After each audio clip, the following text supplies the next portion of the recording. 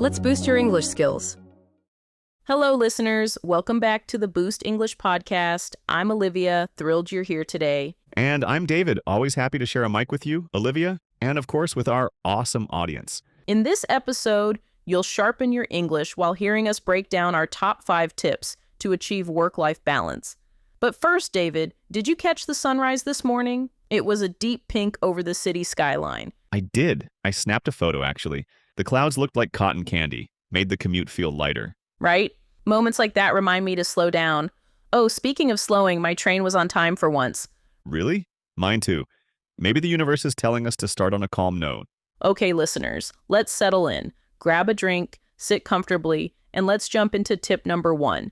Tip 1 is setting clear boundaries. Without them, work seeps into dinner, movies, even dreams. Exactly. Last year I answered emails at midnight. My sleep suffered, and I woke up cranky. Oh, I see. What changed? I created a rule. Laptop lid closes at 6. Friends know that if it's urgent, they can call. Nice. I use a similar trick. I move my work apps to a separate user profile, so logging out feels final. I also post a daily status, offline after 6. It sets expectations and lowers surprise. Good point. And remember, boundaries need reinforcement. A calendar reminder can act like a gatekeeper. Listeners, could you try a small boundary today, like silencing notifications during dinner? Boundaries are not walls. They're doors you close until morning. Your future self will thank you. Right? And boundaries also protect hobbies.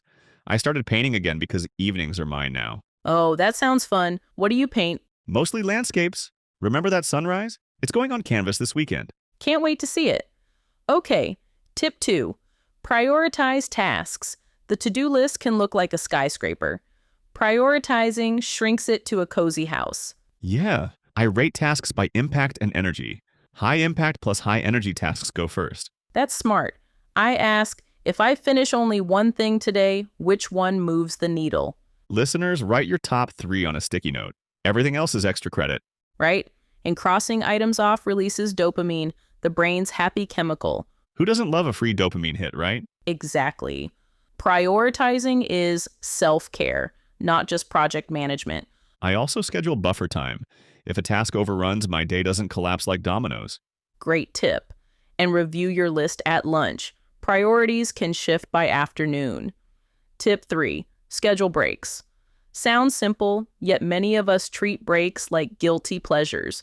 Did you ever skip lunch and then realize at 3 p.m. you're dizzy? Guilty. I once tried power through mode and typed form instead of from 20 times. Our brains need rest to spot those typos. I use the Pomodoro method. 25 minutes work, 5 minutes rest. Right. During breaks, I stretch, water a plant, or just breathe. No screens. Listeners, set a phone timer or use a kitchen timer. The ding reminds you to stand up. Breaks may feel like lost time, but they boost overall productivity. Counterintuitive, yet true. How about micro breaks? 10 deep breaths between meetings can reset your mood. I also plan a longer pause mid-afternoon. A 10-minute walk outside gives my eyes a horizon. Good call. Sunlight boosts vitamin D and energy levels. Tip 4, learn to say no and delegate. Really important. Early on, I said yes to every project. My weekends vanished. Oh, I see. What made you shift? My mentor asked, "Are you choosing growth or people-pleasing?"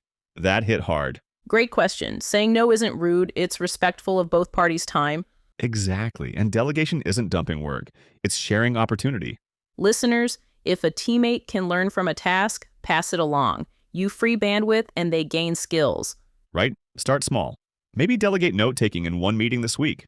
Another idea, create a simple handover guide. Future you will cheer. And remember to follow up, not hover.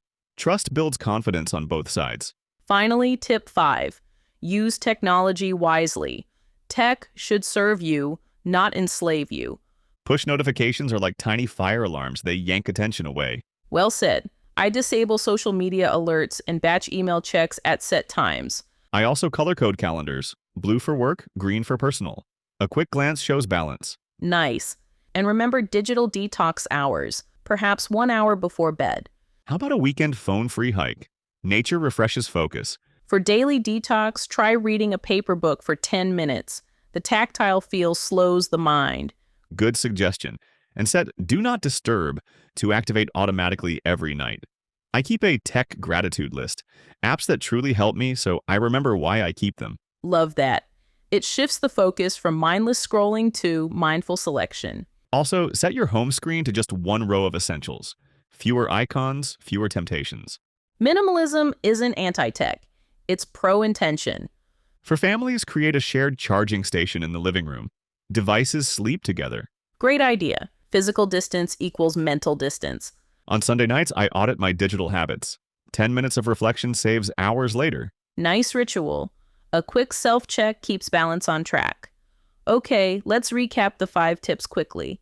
Boundaries, prioritizing, breaks, saying no, and smart tech use. Keep them in your toolbox. Before we wrap, let's chat about how these tips work together. They're like puzzle pieces. True, if you skip breaks, boundaries crumble. If you never prioritize, tech fills the vacuum. Right? And delegating opens time for breaks or learning. It's a cycle of balance. Celebrating small wins fuels resilience, making boundaries easier to hold. Listeners, think of balance as rhythm, not a rigid scale. Some days tilt, but the song continues. Now let's explore some advanced words we use today and break them down. First up, boundaries. A boundary is a line that marks limits. In work-life balance, it's a time or space limit. Example, I leave the office at 6. That sentence shows a clear boundary. Next word, prioritize. To prioritize means to decide the order of importance. You might say, I prioritize family dinner over late emails. It tells what comes first. Delegation is passing a task to someone else. The root is delegate, meaning a representative. Sentence, she delegated research to the intern, freeing time for strategy. Bandwidth is mental or time capacity. If you say, I have no bandwidth, you mean you're too busy. Another term, productivity, shows how much useful work you finish in a set period. Resilience is the ability to recover quickly from stress or setbacks. Sentence, after a tough week, his resilience helped him bounce back. Mindfulness is focusing on the present moment without judgment. Sustainability means something can continue over time without damage. Impact describes the effect or influence of an action. Burnout is extreme physical or mental exhaustion caused by prolonged stress. Pomodoro method is a time management technique using intervals of work and rest. Dopamine is a neurotransmitter linked to pleasure and motivation. Detox, short for detoxification, means removing harmful substances or habits. Vacuum in our context is an empty space waiting to be filled, not a cleaning device. Modalities, different ways of doing something, like email versus chat. Sentence, choose the right modality for your message. Asynchronous means not happening at the same time. Email is asynchronous. A phone call is synchronous. Cognitive load is the total mental effort used in working memory. Sentence, multitasking increases cognitive load and reduces accuracy. Iterate means to repeat a process to improve it. Leverage means to use something to maximum advantage. Holistic describes something considered as a whole, not just parts. Autonomy means the ability to make decisions independently. Intrinsic motivation comes from inside, like curiosity, not from external rewards. Cadence is a rhythmic sequence, like regular team meetings. Efficacy is the ability to produce the desired result. Nuance is a subtle difference in meaning or expression. That's a lot of vocabulary, but remember, context is your friend. Indeed.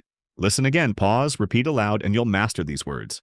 Quick quiz, David. What's a sentence using impact? Her kind words had a positive impact on the team's morale. Nice. Listeners, pause the podcast and craft your own sentence. Another quiz. Use delegation in a question. How can effective delegation improve project speed? Great. Keep quizzing yourselves throughout the week. Remember, vocabulary is a tool. Use it to paint clearer pictures in conversation. Words are colors, sentences are brushstrokes. All right, we're nearing the end. Thanks for spending time with us on Boost English. We hope these tips help you find steadier balance and stronger English skills. Don't forget to subscribe, leave a comment, and share your own balance strategies. And review today's vocabulary in the show notes. I'm Olivia, signing off. And I'm David. Take care and keep boosting your English every day. See you next time. Bye.